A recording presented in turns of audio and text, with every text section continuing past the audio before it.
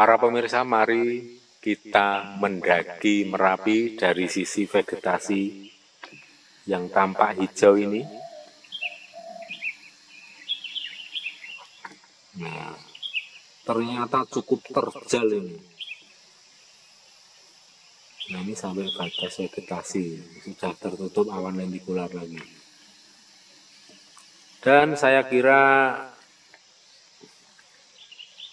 menarik sekali ya cara pandang para spiritualis, para pelaku spiritual Jawa yang melihat adanya fenomena awan lentikular yang menutupi banyak gunung di Jawa, bahkan di luar Jawa juga. Ini merupakan suatu pertanda turunnya para dewata. Dan ini kejadiannya makin intens setiap hari. Di Merapi sendiri kita bisa menyaksikan hampir setiap hari terjadi awan lentikular. Padahal 2-3 tahun yang lalu ini merupakan kejadian yang sangat langka, kejadian yang sangat mahal harganya. Selain tidak bisa diorder karena ya memang langka sekali, jarang terjadi. Makanya begitu terjadi awan lentikular yang dikatakan juga awan caping gunung atau tudung petani yang terjadi di Semeru, maka hebohlah media sosial. Tapi makin hari makin kesini kejadian awan lentikular ini makin intens.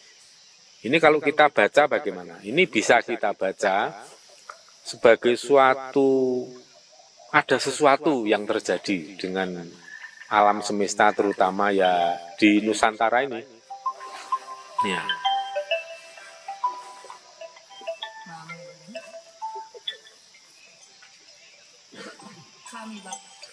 Ternyata ini alarm. Jadi ini alarm saya itu ada 2, jam 3 sama jam 6. Ternyata alarm. Saya dibangunkan oleh alarm sementara saya semalam suntuk tidak tidur. Jadi lebih duluan saya bangun daripada alarm. Nah, ini kita lanjutkan. Itu ada apa yang terjadi? Ya, kalau saya melihat semua ini ya sebagai suatu bentuk pertanda alam bahwa sedang ada perubahan yang signifikan dengan entah itu cuaca, entah itu iklim alam semesta, terutama khususnya di Nusantara dan lebih spesifiknya lagi di Jawa. Tentu ada sesuatu. Nah, kalau menurut saya pribadi sesuatu itu ya karena ini ada energi-energi kosmik yang memang berlimpah ya. Dan makin berlimpah mungkin akan makin berlimpah sampai menyentuh titik kulminasi atau titik puncaknya, titik klimaknya ya di tahun 2001 ini. Itu benar-benar memberikan manfaat yang sangat positif untuk semua kehidupan. Itu untuk menata kembali semua yang sudah tidak balance. Itu untuk meriset ulang sesuatu yang sudah error, dan itu seperti empowerment juga untuk memperkuat tatanan, memperkuat karakter, dan apapun itu tidak terbatas hanya makhluk manusia. Tapi di samping itu tentu ada efek sampingnya. Ya. Kalau saya melihat ya, efek sampingnya itu bisa jadi menimbulkan fenomena alam yang cukup ekstrim, menimbulkan fenomena alam yang mungkin langka, tapi makin hari makin kesini dan mudah kita menyaksikan atau melihat fenomena alam itu. Seperti yang kita lihat saat ini. Dan tidak berhenti di situ saja, saya melihat ya, klimaksnya dari limpahan energi kosmik ini selain akan membuka kesadaran, selain menyadarkan manusia supaya bisa memandang kehidupan ini secara lebih holistis, lebih komprehensif, dan lebih cermat lagi bagaimana dan apa sejatinya hidup ini, implikasi yang sifatnya itu bisa menjadi buruk, yaitu fenomena alam yang dahsyat yang merupakan bencana alam. Jadi ini ya efek sampingnya dari adanya kulminasi, adanya klimaks limpahan energi kosmik ini bisa jadi akan menimbulkan bencana alam yang cukup atau mungkin sangat dahsyat di Indonesia.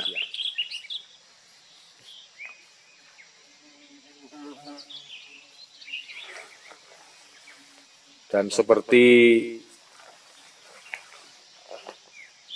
kemarin yang disampaikan oleh Sinuwun Ida Bathara Mahadewa dari Pura Satkayangan yang di barat ya, di titik barat ya, tepatnya berada di Pucak Kedaton. Beliau mengatakan bahwa Indonesia atau Nusantara ini akan mengalami suatu peristiwa yang besar, suatu peristiwa yang dahsyat, yang berupa bencana alam. Dan itu tidak hanya terjadi di tanah Jawa atau di Pulau Jawa, tetapi terjadi menyeluruh di Nusantara, bahkan mungkin dunia. Ya. Namun ada satu hal yang membuat saya cukup risau ya, dengan apa yang beliau sampaikan, yaitu beliau mengatakan bahwa bencana alam itu bisa digambarkan akan membuat umat manusia, akan membuat Indonesia ini setengah hidup maupun setengah mati. Setengah hidup maupun setengah mati. Jadi saya cukup kaget ya dengan apa yang disampaikan oleh beliau. Dan beliau tentunya tidak akan pernah main-main dengan apa yang beliau sampaikan. Beliau tidak hanya leluhur, tapi beliau entitasnya sudah kadewatan. Nah ini yang kemudian saya mengajukan pertanyaan, saya harus melakukan apa? Dan beliau menyarankan supaya DDP Sumende lebih mendekatkan diri kepada para leluhur, kepada para spiritual power, kepada entitas gaib. Semua adalah kekuatan yang bisa bahu-membahu untuk menghadapi semua itu. Maka saya mengajak juga pada sedulur-sedulur, marilah kita semakin intens untuk berbakti pada leluhur, untuk marak sowan, untuk ziarah, untuk nyekar, untuk mendoakan dari rumah, untuk mengaturkan pisungsung atau sesaji setiap malam Jumat, dan setiap khususnya malam Selasa Kliwon, kemudian juga mengaturkan suatu sesaji atau pisungsung kepada Kanjeng Ratu Kidul, kepada entitas-entitas gaib lainnya yang punya derajat kemuliaan yang tinggi, bahkan selevel dewa, ya, merupakan entitas kadewatan juga seperti Kanjeng Ratu Kidul. Dengan demikian ya, kita akan menjadi orang yang terpilih-pinilih untuk lolos seleksi, kita menjadi orang yang dinilai layak untuk mengisi kehidupan di Nusantara yang baru atau di Indonesia yang baru.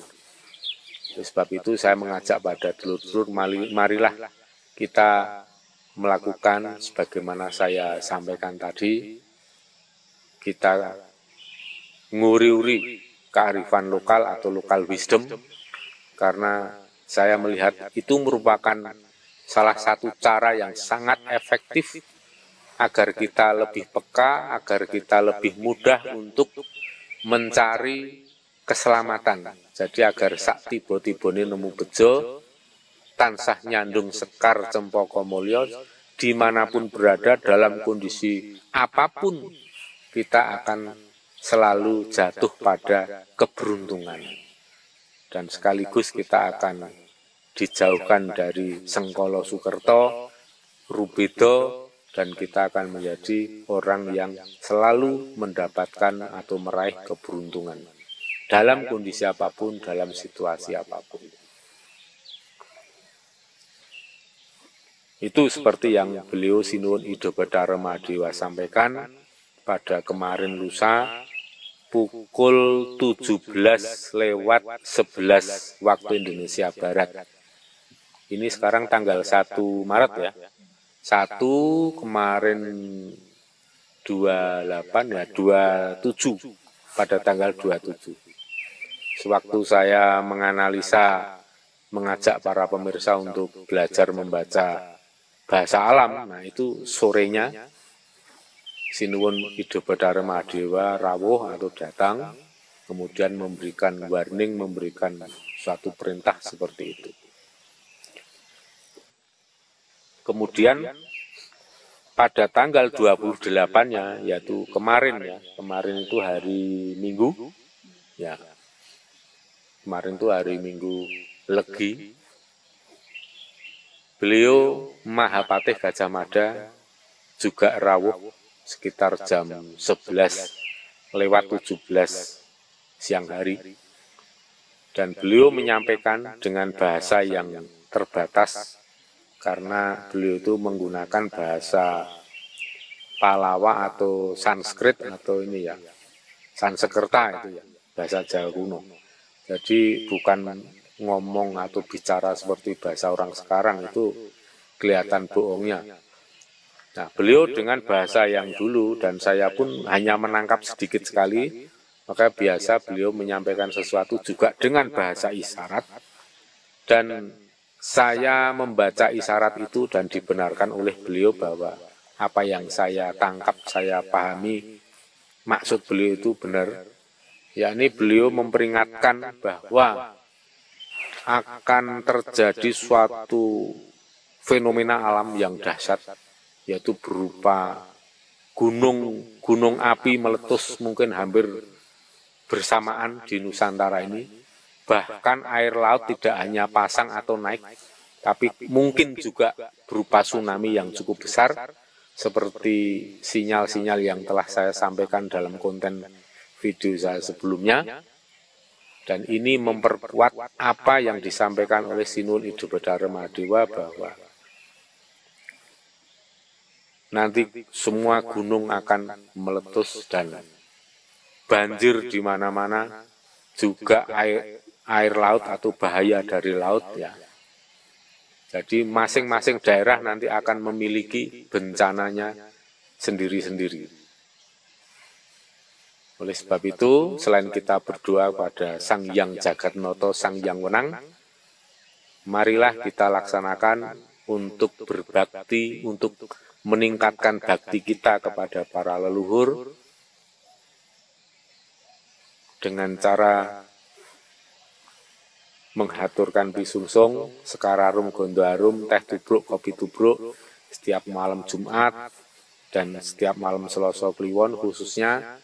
Kemudian marak suwan nyekar atau ziarah ke makam leluhur, terutama leluhur yang menurunkan kita, menurunkan pasangan kita, para leluhur agung Nusantara yang telah merintis Nusantara ini sampai ke level kadewatan.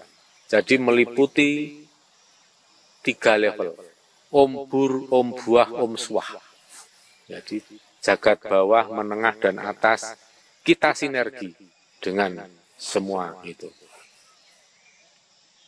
Dengan cara menebarkan welas asih, dengan cara berbakti kepada para leluhur dan seluruh entitas gaib, termasuk juga kepada seluruh makhluk halus, bangsa binatang pun, tumbuh-tumbuhan, kita tebarkan welas asih. Karena dengan adanya welas asih, itu merupakan suatu bentuk dharma, bahwa kita telah menjaga dan telah memberikan kehidupan pada seluruh makhluk. Itu merupakan dharma yang luar biasa ya, sedulur-sedulur. Dan dharma itu akan membentengi kita dari segala macam mara bahaya, musibah, bencana, dan seterusnya dan sebagainya. Marilah kita tanamkan, kita lakukan dharma yang sebanyak-banyaknya, yang sebesar-besarnya. Karena itulah cara yang paling real, paling konkret kita membangun pagar gaib agar kita tidak mudah dicelakain oleh siapapun, kita tidak mudah celaka pada saat terjadi dahsyatnya fenomena alam atau bencana alam, apapun bencana alam itu. Tapi dengan cara seperti itu, laku spiritual, lokal wisdom, sesuai dengan adat budaya tradisi masing-masing suku, bangsa, dan daerah, maka kita akan dituntun ke jalan di mana kita akan menjadi orang yang sakti tiba-tibane tansah nemu bejo. Itu sedulur-sedulur yang bisa saya sampaikan. Mudah-mudahan apa yang saya share ini berguna, bermanfaat untuk kita semua khususnya, dan untuk bangsa Indonesia NKRI. Semoga nanti tetap kuat tabah menjalani apapun yang terjadi dan kesulitan yang sebesar apapun, semua bisa dilewati dan ditempuh dengan sebaik-baiknya, dan semua semoga selamat, seluruh makhluk diberikan keselamatan lahir batin. Demikian, Rahayu Sagung Titah Winarti.